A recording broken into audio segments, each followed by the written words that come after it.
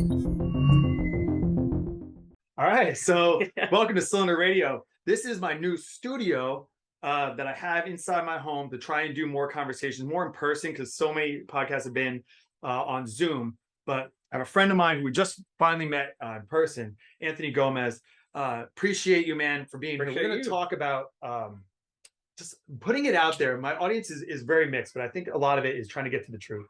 And your background in the military and everything like that, I think it's just interesting to dive into people's stories and try and understand the nuance and stuff like that. So truly, man, it's nice to meet you. It's nice to do this in a situation. It's been, 2 years? Yeah. It's been a long time since we finally got the chance to meet. I was deployed for 6 months. So yeah, it's been 2 years now. So one of my former students ended up joining the military and was under your command and said, like, I see what you're doing online. Hey, you should meet my CO. And then we met and did an Instagram live, maybe like 2 years ago or something like that. And then been conversing back and forth. You were, in Afghanistan during all the crazy we did that last year. We did it, was after we processed everybody. I was like August 30th, right?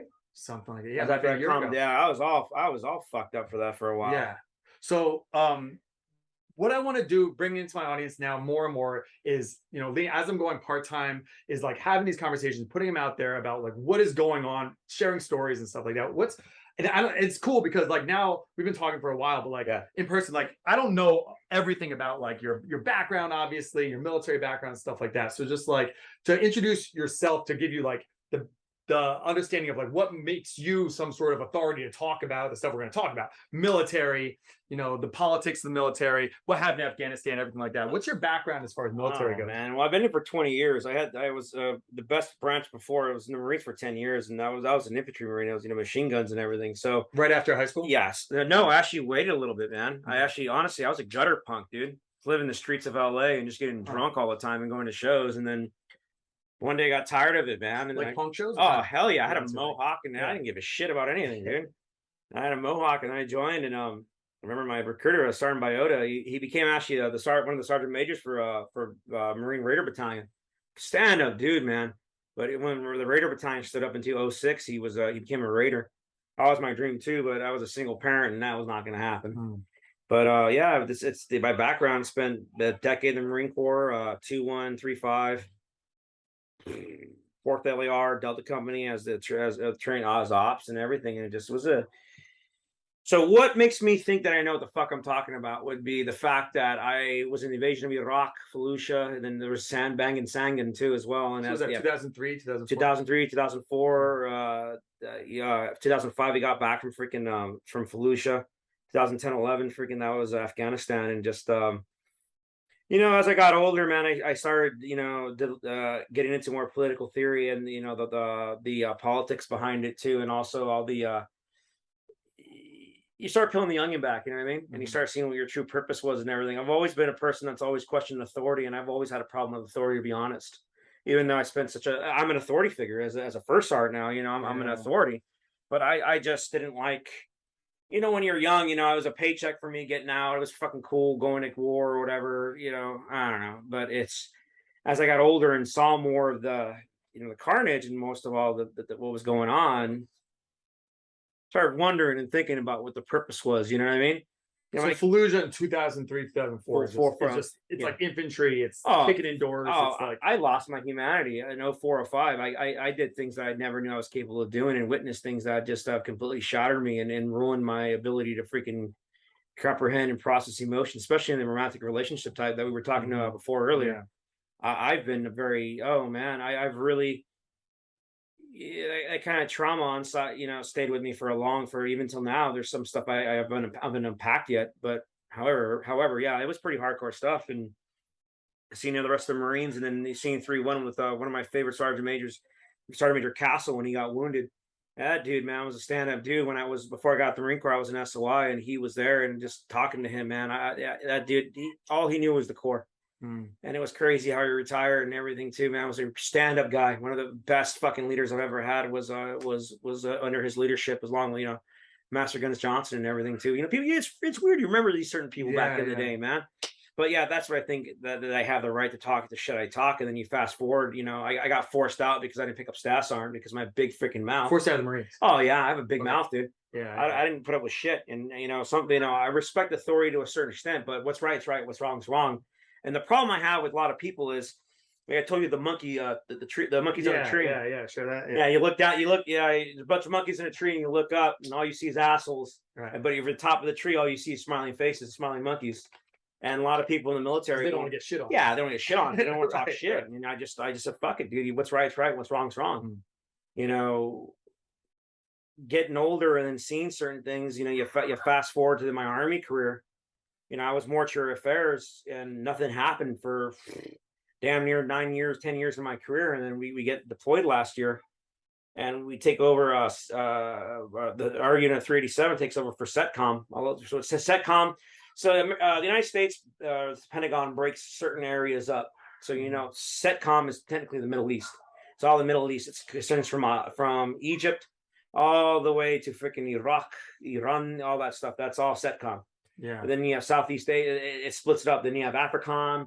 It's Africa, obviously. North Africa. Yeah, North Africa and stuff like that. So, we get the SETCOM June last year. We take over from the what unit we replaced? Was it the Puerto Ricans? We replaced. I can't remember the unit we replaced. It was a unit. God dang, I can't for the life of me. What? Oh, our Det 1, our first det. So there was 2 dets for 387. Sorry, Det 1. Okay. Anyways, I'm not gonna go into Det 1, but Det 1 was there, and we replaced them. And nothing really happened. The war was winding down, and I kind of. And the funny thing about me is I've had the privilege of being in every fucked up event in the last 20 years for American history wise. Invasion of Iraq, Fallujah, like there's all these bad events that just happened, and I had the privilege of being right there to witness it. And it just tripped me out. I was like, dude, just God, with this deployment, let me get at least 2 human remains. That's it. My company. No, we were busy. We were very busy. Not to mention some of the airmen, soldiers, and Marines that were dying. Fuck it, dude. They're dying from COVID. To be honest, that's what I looked at it. They were dying from all these. I was a young kid die out of nowhere like that, or an older air. While they were overseas, they were dying. Yeah, we had. What do you think? I think it's from the shot and all the boosters and everything too, because you're talking about people that were out there for months on end, and out of nowhere they're getting sick and they're dying. Is it burn pit stuff? No, not. But now we're not even burning anything anymore. The VA. What I learned through the military, no one owns liability, and all that shit that happened back in the day and back in the heyday of the war on terror. That changed. And fun fact, do you know, as of September 11th this year, they will no longer give the Global War on Terrorism Service Medal out anymore? The war's over. Unless you're terrorism's done. Yeah, terrorism's done. It's defeat. Yeah, fucking right. The biggest terrorists are still running around, but they're neither here nor there. But it just makes you think, when I was out there the 4th time and being out there in SETCOM, I was stuck in Kuwait, but I was the first sergeant, so I can go ahead and move from my different collection points. I had like 6 of them. I had Iraq. I had them all over, all over freaking the Middle East, and in places that were not really hot per se, but were important. But one collection point that was closed that I totally disagree with was the Afghan one. That was closed from our first det, and I argued with the first TSC because I knew they were doing the drawdown, and I know Afghanistan pretty fucking well, that something's going to happen. And I gave my grievances up the chain of command, and no one gives a shit. No one when was cared. this? Oh man, this stems back from July, since I touched foot on that thing, because I heard bullshit. We pulled out in August. Yeah, I heard bullshit. They want to close collection points. They want to close our LNO positions. The Air Force, they have mortuary affairs too, but they want to close this. They want to close that, and all this bullshit. And I wasn't having it, because it's going to indirectly hurt my soldiers. The one thing I learned about the Marine Corps that I loved was taking care of your Marines. And one thing I loved about freaking being the first sergeant, being in leadership, I didn't give a shit about my career. I didn't care about getting promoted. I didn't care about, your loyalty was to the guys. Reports. Yeah, it's about, man, it's somebody's kid. That's somebody's son and her daughter that they're entrusting that you take care of them. What kind of leader would I be if I'm worried about getting fucking promoted? Yeah, I actually relate to that just in teaching. It's not the same thing, but they're similar. Where like my loyalty is to my students, not the system, not my administration, not even their parents. It's like my loyalty is to these kids to try and get them to think and stuff like that. And sometimes it doesn't make me that popular. but with the kids, they get it. Yeah. And that's what I see in my job. When you were over in 2003, 2004, there were the burn pits though. Were you like around that stuff? Yeah, I was a burn shit because I was a dumbass, dude. I used to get fucked with a lot. I used to get beat up, yeah, because I used to burn shit. But you'd burn like everything that was burned. Oh, yeah. Now people are coming back with all kinds of cancer. Yeah. A lot of times, man, too, you get wild dogs so that they give you Benelli. And is the Benelli or was the Remington 700s? Well, anyways, all I remember, man, I had a homeboy named Robles, man. He was smoking dogs in the burn pit, and we throw the dead bodies in there because they go ravish the trash, and the dogs carried rabies. Oh. So then you can shoot the dogs. Shoot the dogs. Yeah, I remember. Yeah, Robles throwing a fucking dog in a burn pit. Like it is what it was. The Wild Wild West back then. Yeah. Oh man, when in 2003 or 2009 or 8 or 7, it was the Wild Wild West, man. There was waivers for everything. So something I want to ask, Anthony, is like the A Few Good Men, where Jack Nicholson's like, you can't handle the truth. The reality is this shit needs to get done. Who's gonna do it? You, me in this nice house, in this nice studio. I'm not doing it. So we send in mostly young people, but people to go in and do the ugly jobs that we don't want to do. It's why I love Veterans Day and stuff like that. It's like an official like thank you for the people who are doing the dirty work. There's so much. I talk a lot about the moral foundation of John Haidt, and it's like disgust. So it's dead bodies, which you know a lot about. It's like waste or sewage. We drop a deuce and then it goes away. We put our garbage in the cans and it just goes away, out of sight, out of mind. The disgust elements are just out of sight, out of mind. When we have an old person, we put them in a home, we visit them from time to time. And it's convenient. We're so removed, but that falls on someone, falls to the people at the sewage plant, falls on the trash collectors, falls on soldiers like you. So what is it that, I guess it's like, do you feel that way where there's so many people that live a life that have no idea what's really going on, that stuff that you've seen, your buddies, your peers have seen? How can you bring like civilians who might be listening to this, watching this, into the world of like, you do the dirty jobs that we want to ignore exist? Does that make sense? Yes. And it's such that question could be answered. So look, straight up, I'm a fucking anarchist. I do not believe in government. After seeing what I've seen and just reading, actually opening up books. And when you say anarchy, people get really freaked out about anarchy in the way that you want all this chaos. It's already chaotic. Yeah. So let's go back to answer your question. So do I want civilians to know? Well, I wish there wasn't any wars. There hasn't been a good war that served any purpose since World War II. Yeah. And if you look at one of my favorite, I like Ike. If you look at Ike's farewell speech, the 15-minute long speech where he warns us about the military complex, there's your answer for me. And people, we shouldn't. America is a war economy, and it would always be, because you can print so many dollars and you can do so many things. And the way America establishes power is through imperialism throughout the world. And hey, I'm calling a spade a spade. I'm going to be very unpopular for these ideas, but come on, man, let's be honest here.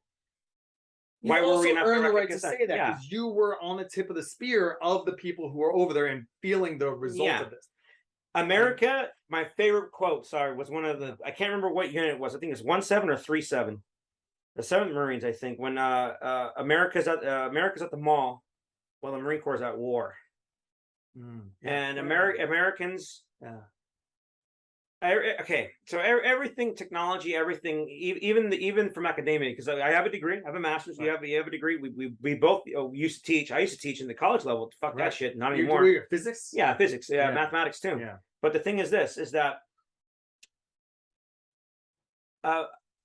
America likes comfortable lies, and no one wants to identify the truth and the true being of things. For example, homelessness. Why does homelessness even exist? People will say it's a drug thing.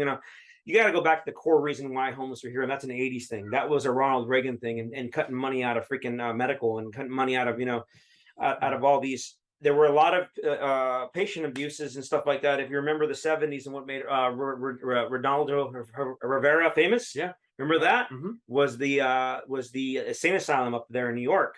So you have all this stuff that's in there and everything, and you really got to question it. That you got to find the core reason why things are the way they are. And there's so many things that distract people from the truth. There's social media. There's the way the lifestyle Americans live. Your first world problem is Americans don't worry about somebody killing you or cutting your freaking tits off because you're a different tribe like they do in Africa. You don't have that. No one wants to see the ugly reality. As the annual freaking anniversary of what happened in Afghanistan in August, it's very vivid for me. I remember exactly where I was at today. even though I was the other side of the world right now going on. It just, people don't want to, people like comfortable lies. Yeah. And that's one thing. And that's when I was overseas, I really got into, I'm a scientist by trade, you know, physics and mathematics. I really got into Hannah Arendt. I love her work, man. That Jewish lady, man. The banality of evil, the human condition, the art of totalitarianism, revolution, violence. I have no idea why nobody reads these books, that everybody ignores this shit and everybody does not see human behavior. For Zimbardo, I love Philip Zimbardo. Boy Interrupted, The Lucifer Effect, all these good books, all these great minds. And that's what I hate about America, is that they think education is college and academia. Once it's done, it's done. Yeah. And there's so much, you know, like I was telling you, my step grandpa, you know, he was an old white guy, you know, guy was racist. I love my grandpa to death. You know, fuck, I was in the Klan, but he took care of me and he raised me. Yeah. My family is I have a really weird background, but the thing is that one thing I love about my grandfather, he had a study. And all he did was read. And he, after the war, you know, he was actually one of the guys that helped stand up the DEA back in the day.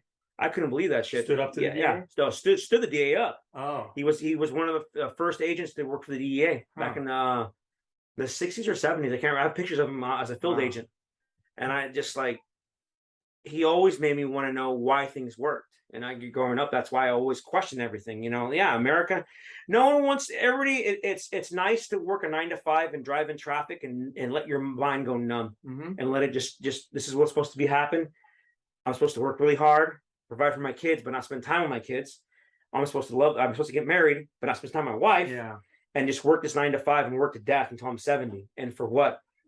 Yeah. And you ignore the rest of the issues in the world. You ignore what we're doing with taxpayer dollars. You ignore the imperialism going on in the United States. You ignore the veteran, the home, all the things that are socially going on right now. The bullshit racism. Oh my God, I didn't want to get into race.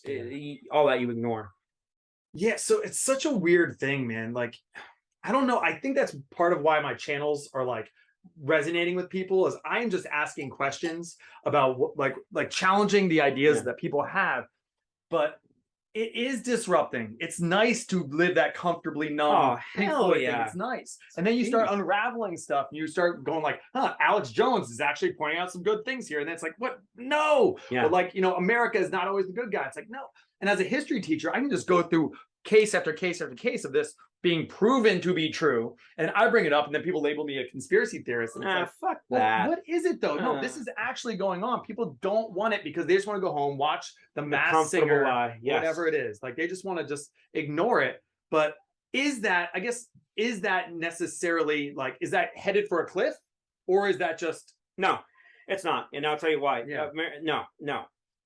Ignorance is bliss, and ignorance will always freaking triumph over freaking logic and freaking reason. That's why I had my own channel to the False Shepherd, but I stopped. I can't.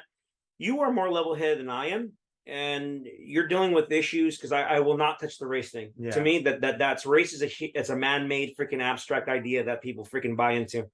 I'm Hispanic, raised by white people that learn German and Spanish. That's what the Salvadorian girl, and I have freaking kids that are half Arabic. Right. So what are you coming to race at me? So I race is just the most dumbest idea that to me, you can control population with race.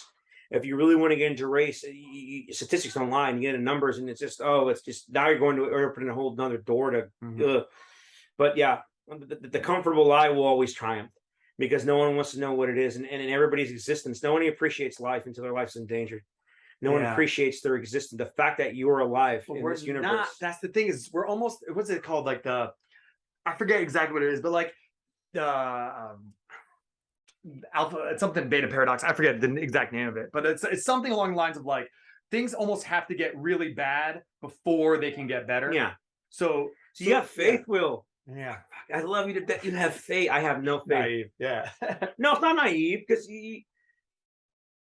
okay, well, you and I are different backgrounds. The fact I'm in your home, I love it. Fucking beautiful place. You know, I live in the mountains. You know, I like away from people, and it's just that you have faith, and you have faith in. I have no faith in society. Yeah. One of my favorite. You ever heard of Uptown Sinclair? Uptown Sinclair, yeah. Oh yeah. You ever read Oil?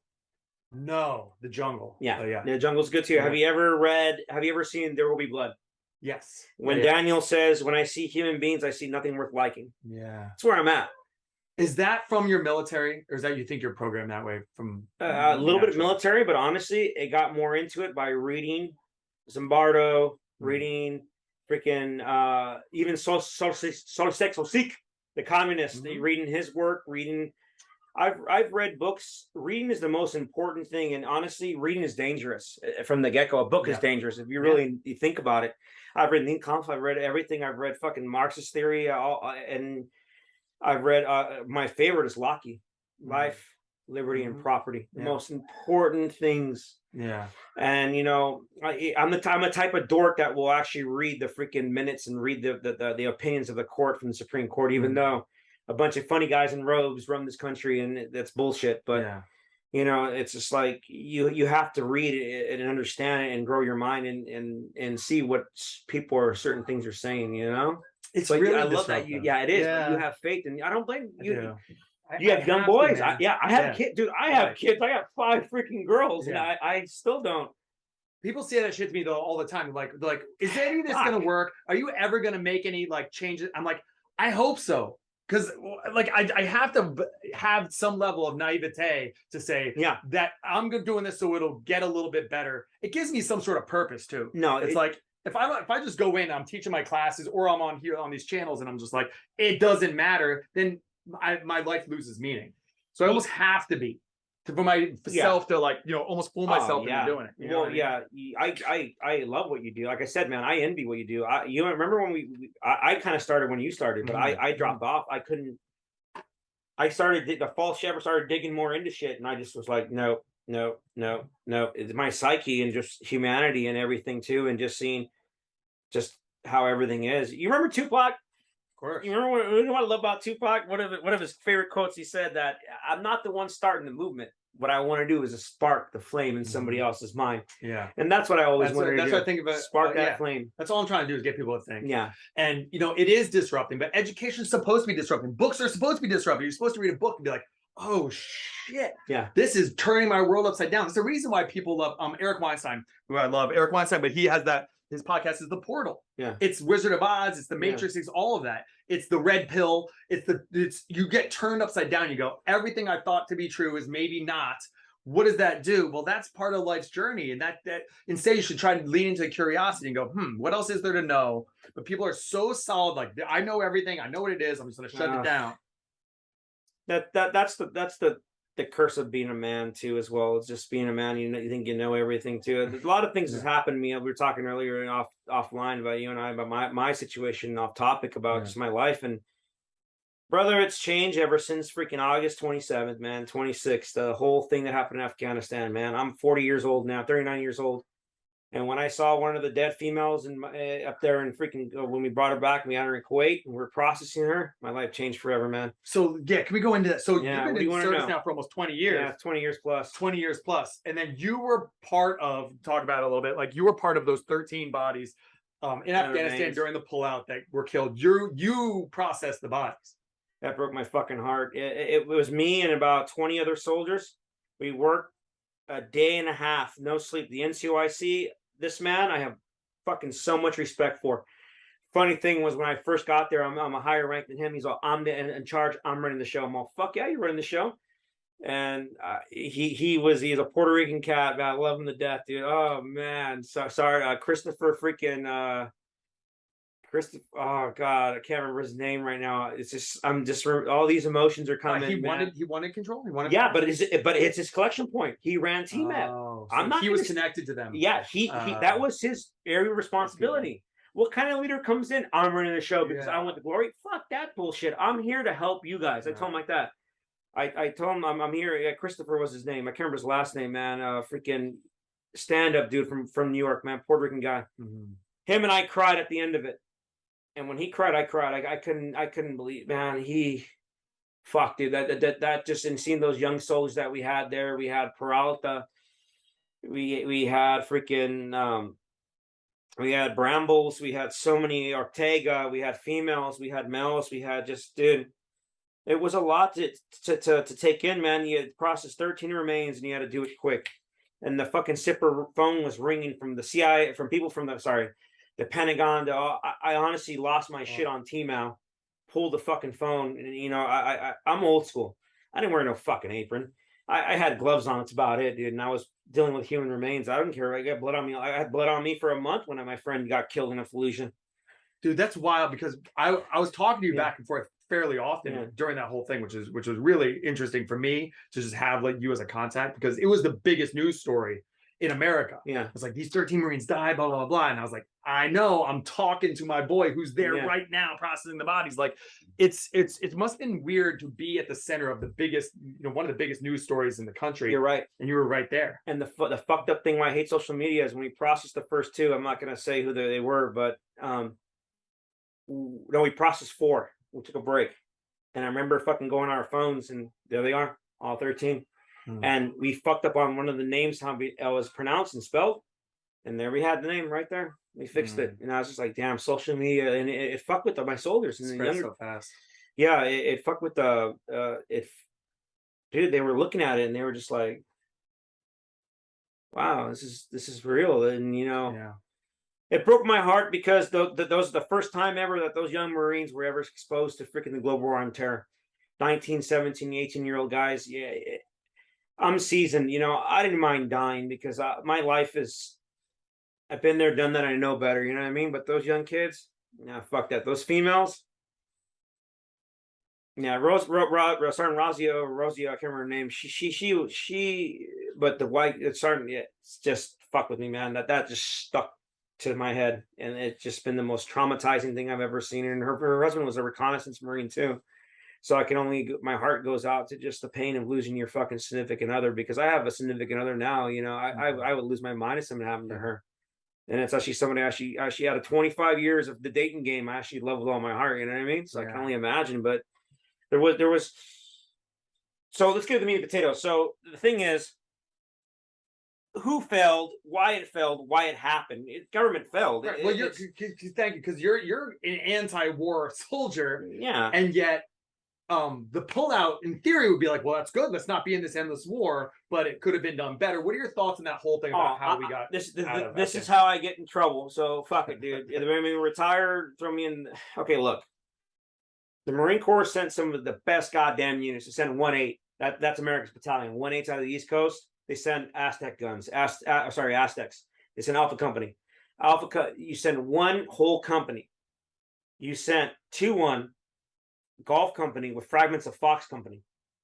You expect people who are listening have no idea. Exactly, yeah. Company about 130 Marines, 157. Let's say that. Okay. You send 2 companies of Marines with a bunch of Royal British Marines. The Danes were there. God bless the Danish Marines. And you expect them to fight the whole entire Taliban. The reason why people were falling from the airplanes was because there was no one to secure the runway. The mission was not to secure the runway. The mission was to secure the Abbey Gate. And I can't remember the gate that 1-8 was securing. That was the mission. And you had fragments of freaking of Marine elements there. And the 82nd Airborne, which came in, the 10th Mountain stand-up unit. And that's when the runway was being protected. But the 82nd rubbed me off really wrong. It just, their leadership and trying to dictate to us how we're running things is mortuary affairs. There's 2 dudes in mortuary affairs that were there, and the 2 dudes, we're doing what we got to do. And I didn't really appreciate them, us getting fucked with over dumb shit, because Big Army was to be Big Army. I understand that, we're Army, we're the same uniform, but fuck you. My mission's mortuary affairs. And same thing with the homie freaking Valdezi. He was the specialist that was running that shit, man. And I'm proud of that dude. I'm very proud of him, man. It's his first time deployed. Like I said, a lot of these young kids, first time ever deployed, first time ever in the global war on terror. And Valdezi, he performed. I love that man to death. That man performed. He did his job in the most up. The Army sends us with no ice, no computers, nothing. You couldn't even ice those remains. You had to freeze water bottles to send it over there. You had to do things that were outside the box. And Valdezi thought about it, and he freaking got it together, and he did it. And I couldn't believe that the way that we got those remains is just him and Lee, and they just wow. How could we have done the pull out better? Stay in Bagram, because that's a military base, and freaking HKI wasn't. Have a presence. Yes, we have a presence in like 130 nations. Why not there have a presence? That's where my anarchist in me comes in, where we don't need to be anywhere. But the problem is with a lot of things too is the fact that from a tactical point of view, Bagram, where was it at? We should have evacuated from Bagram, but the pullout was. You know what pisses me off, man? Really quick politics that people give Biden this like, well, at least he had the balls to pull out. Fuck that dude. Fuck that fucking dude. If you really want to pull out with honor, like fucking Nixon did, which didn't happen in Vietnam, but pull out, you should have had you should have more people there. The Marines were given an impossible task. I remember seeing Constantine wire that separate them from the Taliban and from thousands of Afghan refugees. That's what they were doing. Was that just like razor wire? Yes, that's it. That an impossible task they were given. Impossible. No, I couldn't believe what I fucking saw in my own eyes. 2-1 performed, and I couldn't believe it. I could not believe that our government did that to those Marines. The 82nd Airborne, the 10th Mountain, gave nothing. Gave absolutely nothing. That's why Bagram should have been held, and Bagram was a military base and airfield, and should have left from Bagram, not HKIA. And we failed in all aspects. I made so many enemies in the highest, from the first TSC, from the 2-star level, from the freaking brigade level. I'm telling you right now, man, God bless. I was thankful to have Sergeant Major Insel, Lieutenant Colonel, oh God, what was her name, dude? A female. I love that Lieutenant Colonel. She was no bullshit, but she was part of the 3rd IED at the battalion level. And those two right there, if it wasn't for them, they batted for me. They gave me what I wanted. They listened to me. And I couldn't believe that a lieutenant colonel and a sergeant major, command sergeant major, that had that much ingenuity to actually listen to what I had to say. And they fought for me. About what? About why don't we have any mortuary affairs elements in Afghanistan? Why don't we have the abilities to freaking run a collection point over there? Why am I still here waiting when they're pulling out and I damn well know something's going to happen? That why isn't mortuary affairs there yet? Because everybody always told me it's going to be fine. The goddamn brigade is going to be fine. It's going to be fine. Bull fucking shit. First DSC, it's going to be fine. How are you going to tell me chew my ass out saying that that is more important to put postal Marines in Iraq, and then I have 2 soldiers go down for freaking COVID, and you chewing my ass out because I don't have anybody to replace them. I got 59 freaking people to freaking support the whole SETCOM of mortuary affairs. And then not to mention the COVID thing, the COVID bullshit that they were trying to slam on my throat by enforcing COVID rules when my NCOs, my non-commissioned officers, weren't freaking vaccinated. Fuck that shit, dude. While you're in Afghanistan. Well, yeah. While we everything, yeah. While the shit was going on in Afghanistan, I'm getting poked in the eye about vaccinations. Fuck you. Yeah. Fuck you. The mission's about taking care of freaking the collection points, not about a goddamn vaccine. So you say that this is your belief is that this is just politics from the top. To rise up in the military, you have to play the game, so to speak. And then the people get to the top, and then they just play the political game, which is going to devolve back into lobbyists and corporate interests and stuff like that, pushing it all the way down to the guys on the ground who are actually the boots on the ground doing all the hard work while they're in an air-conditioned office in D.C. I like Ike. He warned us about this. Mr. Raytheon himself, Mr. What's his name? Secretary Austin. Mr. Board of Raytheon himself. He's on the board of the company that makes missiles. Then he decides whether or not we use missiles. You can't make this shit up. It's unbelievable. And I say that to people in a very simple way. And they're just like, really? Yeah, really? Jay Johnson or whatever it was, he was Secretary of Homeland Security, and he was on the board of Lockheed Martin. It's the same. It's unbelievable how this conflict of interest is just glaring. And again, people are just like, well, he's a general. He knows really well what's going on. Shit. There's very few generals. Okay, look. The generals, and this is very biased, and I'm going to say it. McChrystal was pretty cool, but McChrystal also screwed us in a lot of ways too. Because if it wasn't for General McChrystal, there'd be no Special Forces freaking command. Because he really modernized Special Forces. But hey, fucking hate me, guys, all you want that are watching this. I know I'm talking about. Fuck it, whatever. I said it. So McChrystal, what sucks about General McChrystal was he was the one that was trying to find out liability for freaking airstrikes and stuff like that, so the commanders wouldn't get in trouble with you can't without positive identification of a target or anything like that. So the real generals to me that were actually worth the shit were Petraeus, even though Petraeus like the wandering eye, but it was Fighting Joe. I'm telling you that Fighting Joe, General Mattis. Freaking General Kelly, I follow those men into hell with a fucking spoon in a freaking thong because I would wear while I wear the thong as Mattis is great. Mattis is great. That's what I heard. Yeah, Fighting Joe Dunford, General Joe Dunford. same thing. I would follow those guys into hell. Why? They're less politicians and more soldiers. They're Marine. They're freaking Marines. They cared about mission and commander's intent and what the mission had to enclose of. General Austin, he was in charge of the third idea, from what I remember, when I was in Iraq in 2003, and it was General Mattis in charge of the freaking, you had the first RCT, Regimental Combat Team 1, 5th Regimental. So you had all these. So the Marine Corps went west, the Army went east, and they all met in Baghdad. And Austin was in charge of that invasion. He was a 2-star at the time. And it's just like, dude, if you're a general and you know better, then why did you give these Marines and give them an impossible mission? You send the 82nd Airborne, a week later almost, and you give no armor, no nothing. The mission was to pull out. And the mission was to get everybody out. And a funny thing about it, I remember this, dude. And all right, so you're working and a big shout out in respect to all those the Canadians. A lot of people don't know the Canadians flew a lot of sorties out of Afghanistan. God bless the Canadian fucking Air Force and the American Air Force and all these elements. Were these people that helped us along the way. It's similar to Vietnam, right? There were all these people that were helping us, giving us intel, risking their lives.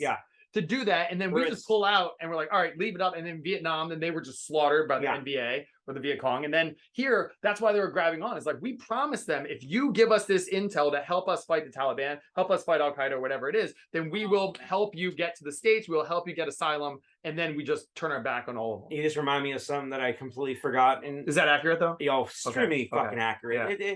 It's the same donkey show. Fucking same donkey show since the Vietnam era. It's same. We repeat. This is why I just get so mad, dude. We were led by idiots, and people think that these people, because they're elected, they're voted into office, they're smarter than us. No, dude, they're dumber than us. Charming. They're like, they're just sneakier and slimier. Like, they don't want to play the game. They're They tell you what you want to hear. I thought about running. My homeboy's been pressuring me to run for office in my section of the world, and I think I'm going to do it. I just got to get the funding ready for 2 years from now. Yeah, but no one's going to vote for me because come on, dude. I'm going to be honest and straightforward. If I ever got elected to office, I'd do everything in my power to adversely affect the government. I think people are leaning into that. Though. I think people are kind of sick of the politicians. Yeah. I think a lot of what's going on with Trump is people. I'm not a huge fan of Donald Trump, but I do think that he represents to people an anti-establishment figure. As much as he kind of kept up the drone strikes and all that kind of stuff. As much as he grew our national debt and all that kind of stuff, he has that image of being anti-establishment. I think that goes a long way with a lot of people. Oh yeah, but it's a farce. Yeah, it's a complete because if he wanted to be anti-establishment, he should have pardoned what's his Snowden name? Snowden and the homie that apparently now we're bringing back Assange to the America to face trial for espionage. Just because you show America's underbelly to the world and you call that espionage, no, dude. You can't play role play. That's freedom of the press. We have lost what this country really means and everything. And that's why I don't get into fucking race or anything. There's no race problem in America. It's a class problem. It's a problem of who's got what and who can get away with what. Yeah. I actually went to jail one time. You know what I went to jail for? I was throwing away trash by a Mexican cop. What do you mean? I literally threw away trash in a dumpster. And I got locked up and I went to Glendora jail. Why? Because they said that it wasn't. He says I was illegally dumping, even though the damn ass cop had as the back of the fucking pickup or the squad car, and he was going through his phone to find out what he was going to charge me with. It's a false arrest, but what do I know? I'm just a dumb fucking wetback. You know what I mean? But back to your thing though, about Afghanistan. So I'll be honest. I'm very sexist in the military for reasons of just something really bad happened to me. And I witnessed something really bad happen to a bunch of females. Therefore, when I see a female uniform, it freaks me out and reminds me of that. Oh, because that's like a big critique of. I'm going to tell you in person after we get up because I don't want to talk. This is my nightmare I have almost every night. It has fucked with me since 2004. So like that concept of you put women in uniform, the stuff that people will do to them is real. No women deserve to die like that. Yeah. The way I saw them die, they do not deserve. So that's why especially for fighting radical Islamic terrorism, which is. To say the least, they're not very egalitarian. Yeah, but I do want to go into, like, you talked about And you've been pretty upfront about like battles with depression and stuff like that, which makes sense considering things you've been through. The 22 per day stuff, the suicide rates are unbelievable. I saw this graph that a guy, Crispy, I forget his name, on Instagram, talked to him from time to time. Yeah. He's all fucked up. He had an IED attack, but he has like this graph, and it shows how many people died in Afghanistan and Iraq, and then how many people died from suicide. And it's just so what is going on there? You can relate to that in a way that I think that most of like civilians can't.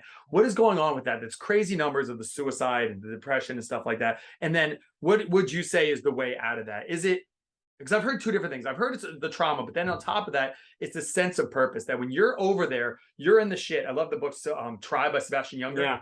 Really good. Yes. Great. And he talks about, how things were better when they were bad because you had like a purpose. You had your boys there. It was like this real solid group. And then all of a sudden you're thrust back over here. There's no downtime. You go right from that like fighting for your life thing, having talks back. Now you're at the grocery store and you're trying to just like born. Yeah. Now you're just like, yeah, that's why you have Hells Angels and Mongols, because those groups were made because the people were coming back from the Vietnam War. The history of the Mongols, the history of the Mongols is kind of cool, actually. If you really look into it, was started by a white guy that couldn't join the Hells Angels because he had Hispanic friends. But they were Vietnam vets. They were combat Vietnam vets. He was a sergeant in Vietnam. A sense of togetherness. There you go. They're fucking bored. Yeah. They're bored. Oh, wow. I'm bored. Yeah. But to answer your question about suicide, so let's be straight up in front. Am I a good candidate for suicide? Oh, fuck yeah. I struggle with depression all the time, and a lot of it stems from what I've seen and everything too. And what keeps you out of it? Nothing, honestly. You know what it really does? I have no purpose. No one has purpose. As a physicist, as a scientist, I look at life as this. No one has a purpose. Right.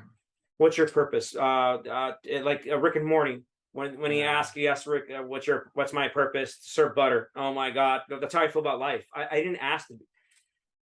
Mary Shelley's Frankenstein, when Victor Frankenstein is killed by the monster, and the villagers ask the monster, what is your name? And he says, my creator never gave me a name. Yeah. I never asked to be here. God never, I did not want to be here. If I knew what I knew now, I'd never want to be here. But there's the flip side to it. And the fact that I'm actually alive, that I'm breathing, that I'm in this house with you right now, it's a miracle in itself. Kids, loving relationship. Yeah, exactly. In the mirror of the universe, in the mirror of how small we are compared to the freaking expanding, oscillating. If it's oscillating, if you want to believe in that, or expanding universe, when you get into freaking the theory of relativity and everything, it's amazing that I'm actually here right now.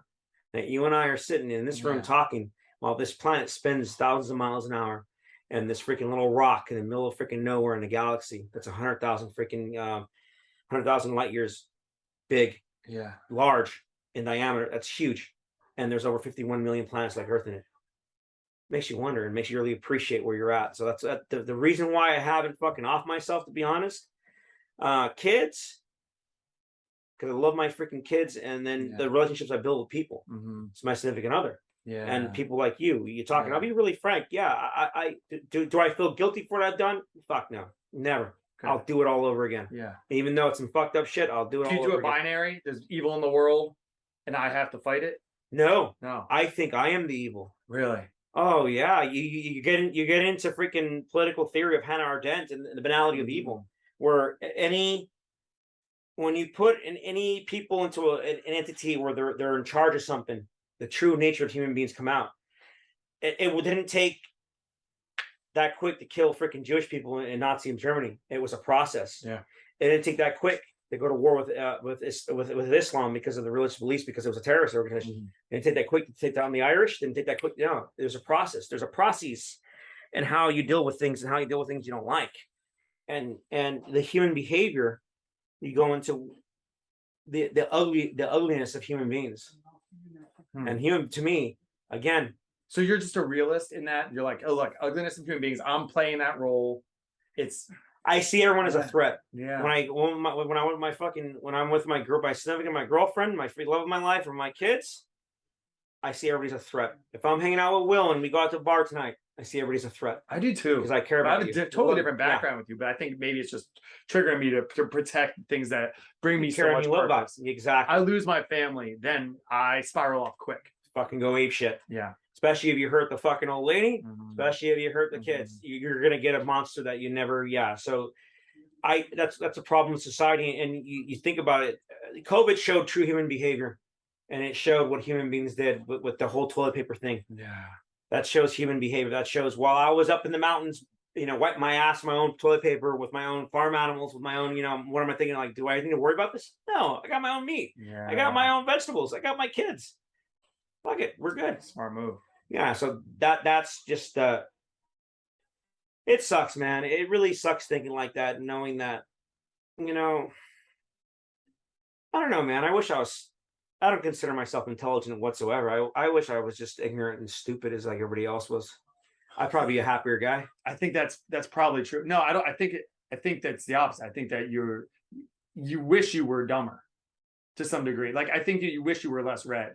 I feel like that too. I look at my friends who are really ignorant to all the stuff I talk about. I'm like, I get it. The ignorance is bliss thing is real, and I kind of wish I didn't spiral off to think this way because it's really disrupting. But as someone who thinks of themselves as a lifelong learner, and I share that process with my students, then it's like I'll kind of take this on to help you guys to spark some thought. Why am I even doing that? Why don't I just steer them down an ignorant way of existence? I don't really have a good answer for that, man.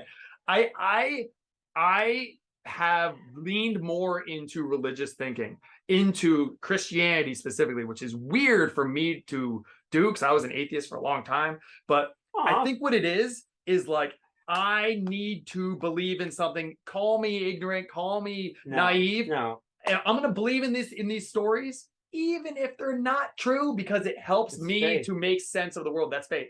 It makes it. It's like I will buy into these stories in a real way, like really buy into it. Because if I don't, I am worried about how I could spiral down dark. Like I have to believe that the world is a bright place. I have to believe that God loves me, loves my family, loves my life. Even when bad shit happens, like there's a loving reason for it. And I get that could be really naive, but it helps me to get through the day. Yeah. Faith, look, I believe in Jesus Christ. I believe in God to a certain extent. I don't buy into the archetype of religion and everything too, because religion can be used to play different roles, and it can be used as a position of power. You don't like the dogmatic elements of it. There you go. Yeah. But never accusing anybody. I never like to say, oh, because you believe in God, you're an idiot, because that's bullshit. Having faith is an awesome thing, and believing in something bigger than yourself is an awesome thing in itself. And it's just like, what happens when you die? What really does happen? You're the same atomic weight that you were alive. It's just that you're ceasing to exist technically, but you're not, because you're there. So you get into that hole. But even though the body's breaking down, as soon as your last breath is taken, and your eyes are the first to go because they decompose the fastest. But is that 21 grams thing, 27 grams thing real? Yeah. It's hard to say, right? It's hard to say, but yeah, you would know. Yeah. It depends, man. It depends on where you die. Then you're gonna get into the nitty gritty. If I die in Puerto Rico, I'm gonna freaking, I'm gonna go ahead and rot faster. If I die in Iraq, I'm gonna mummify. Yeah. Oh, if I die in this room, the temperature's pretty nice, so I won't really rot right away. So, and how do you measure that? Yeah. So, but it just, we're in a strange time, and you're right, and especially the polarity of America right now, and it's just like I don't vote, I don't want to be involved, and I didn't ask, I didn't consent to be ruled by these madmen that are fucking insane, that will take $1 trillion and start a war with somebody for no reason. So I just didn't want. I don't want to be a part of this. Yeah. And I think that thought has also hurt me. I could have been something successful, and I've always been just this very minute. I never really applied myself in the service. Even though I'm a first sergeant, I never really applied myself in a lot of things in school. I was the horrible student, but I got I just never applied myself because it was not important to me. So yeah, you're a smart guy. Like it's an interesting thing. Well, you're also fairly young, so like, who knows what your future is? I'm fucking 40 years old, dog. 40, that's pretty young. No, but to me, I have. You lived quite a life in 40 years, man. So. No, that's and a lot. And the funny thing is, a lot of it's the trauma that's instilled from me, myself, from just making stupid mistakes and repeating patterns. And that's what the thing that human beings repeat. Yeah. No one wants to be the villain in their own story. Nobody wants to really change until it's too late, or change at all, because it's comfort. Just like you said before, everybody doesn't want to pay attention to what's going on because it's comfortable. Yeah. You don't want change. Yeah, that's wild. I think we did about an hour. I really appreciate you kind of sharing your insight on this.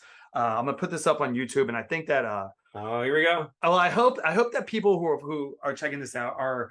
I'm looking for a lot of like veterans who have been through this, Oh yeah. who can feel like they're not alone. You know, I this is why the social justice people hate me, is because like I actually give a shit about Oh, so do I. like Yeah, injustice and man. stuff. And I think that what's happening with veterans is a really big deal. And I think that we need to bring attention to it and but share stories. And your willingness, Anthony, to share your like depression, what you've been through, your kind of inner turmoil. People hold that in so much, whether it's like a masculinity thing or whatever it is. But putting that out there, I think, has got to be one of the ways to do it. I appreciate you doing that. Yeah, vulnerability is masculine in a sense. You know, I know what I'm worth, man. You know, the first time in my life and the partner I have now, I'm very vulnerable with her, and I never have been. And it's just because I just never want to be vulnerable. And honestly, it's the best thing ever. I have a fulfilling relationship being vulnerable, but yeah, you have to stop buying this societal bullshit. You know, being masculine and everything. I know my weight's worth in piss. You know, I know what I'm capable of doing, and I've proved myself time and throughout. Yeah, they're not mutually exclusive. Like you can be vulnerable, be soft, and be a savage when it comes time to be a savage. Oh yeah, I will go ape shit real I fucking believe quick. you. Yeah, But it's like that Jordan Peterson thing of having a sword and keeping it sheathed, yeah, so that you can be kind. It's like be a warrior in a garden. yeah, You know, and just having that kind of approach to things.